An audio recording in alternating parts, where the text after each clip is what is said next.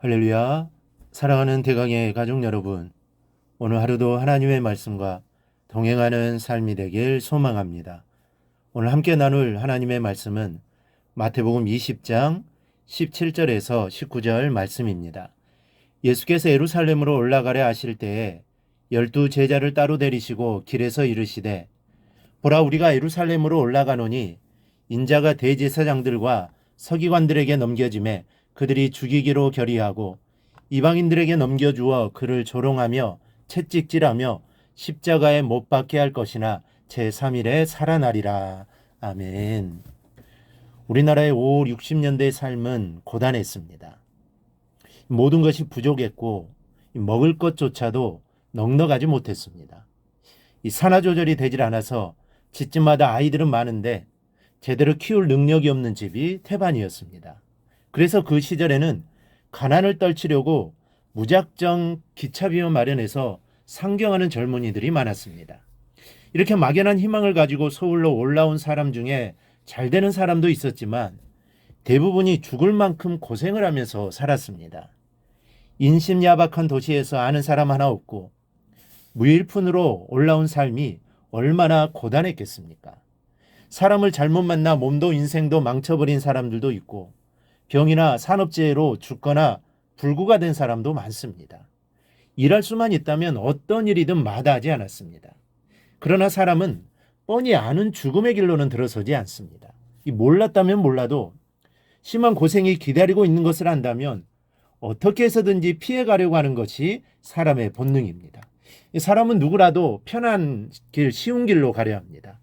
돈을 주고 진급이 된다면 모르지만 그렇지 않고는 일부러 힘든 길을 가는 사람은 없습니다. 그런데 주님은 고난과 죽음이 예비되어 있음을 아시면서도 예루살렘으로 올라가셨습니다. 그 길이 어떤 길인지 다 아시면서 아무 말도 하지 않으시고 예루살렘으로 올라가셨습니다. 사실 죽을 줄을 모르고 불시에 죽는 것도 복입니다. 자신이 죽을 것을 미리 선고받고 죽음을 기다리는 사람은 참으로 비참하고도 고통스럽습니다.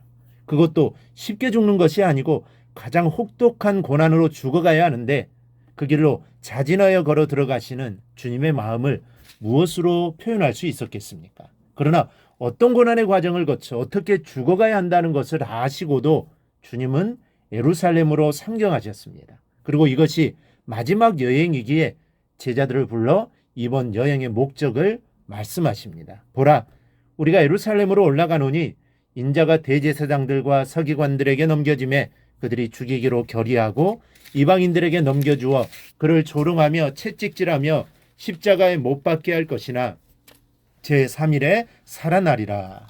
여러분, 우리도 주님 가신 예루살렘의 길을 따라 올라가야 합니다. 주님께서 가신 길은 주님께서 단독으로 가신 길입니다.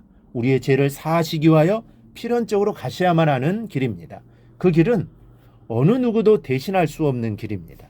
오직 예수님만이 우리의 죄를 사하실 수 있기 때문에 가셔야만 하는 길입니다. 하지만 이제 그 길은 우리도 갈 수 있는 길입니다. 십자가로 완성된 길을 우리는 사람들에게 전해야 하는 것이 바로 우리가 가야 하는 길입니다. 그런데 그 길을 아는 고난의 길입니다. 알고도 고난을 선택한다는 것은 쉽지가 않습니다. 우리는 십자가를 져도 좀 더 가벼운 십자가, 쉬운 십자가를 지려고 하지 않습니까? 그러나 주님은 고난의 길을 알면서도 그 길을 선택하셨습니다. 그러므로 믿음 생활에 평탄한 길만 골라가려고 해서는 안 됩니다.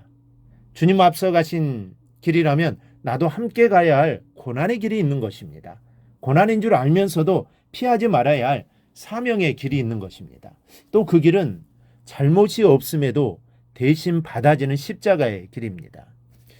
요즘은 내 잘못이 없는데도 당하고만 있는 사람들은 없습니다.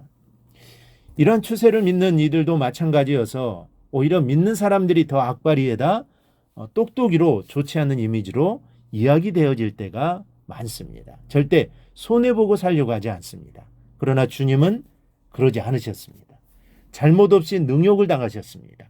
이유 없이 감히 피조물인 사람의 손에 하나님의 아들이신 주님이 뺨을 맞았습니다. 침뱉음을 당하셨습니다. 그러나 그래도 십자가를 지셨습니다. 채찍질하며 십자가에 못 박습니다. 극심한 육체적 고난입니다. 하지만 그래도 십자가를 지셨습니다. 여러분, 손해보지 않고 똑똑하게만 살아가는 것은 그리스도인의 모습이 아닙니다.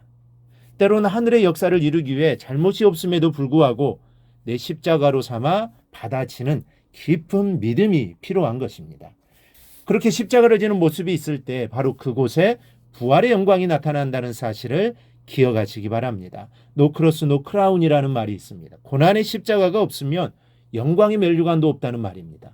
값진 것은 값진 대가를 요구합니다.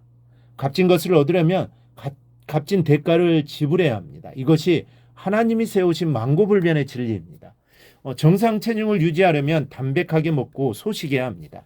기름지게 먹고 싶은 것을 다 먹고 건강을 유지할 수 없습니다. 또 살을 빼려면 날마다 1시간씩 땀을 흘려야 합니다. 이런 수고가 있어야 무언가를 얻을 수 있는 것입니다. 십자가의 죽음이 없는데 어떻게 부활의 영광이 있을 수 있겠습니까? 고난당하시고 죽으심으로 말미암아 부활의 영광을 누릴 수 있는 것입니다. 우리도 이런 마음을 가지고 살아야 합니다.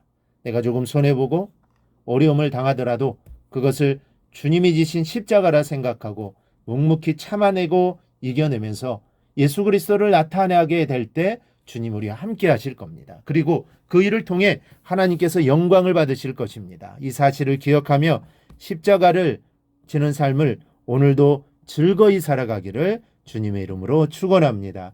오늘 묵상한 말씀을 굳게 잡고 삶으로 실천하며 살아내는 대강의 모든 성도들이 되기를 축복합니다.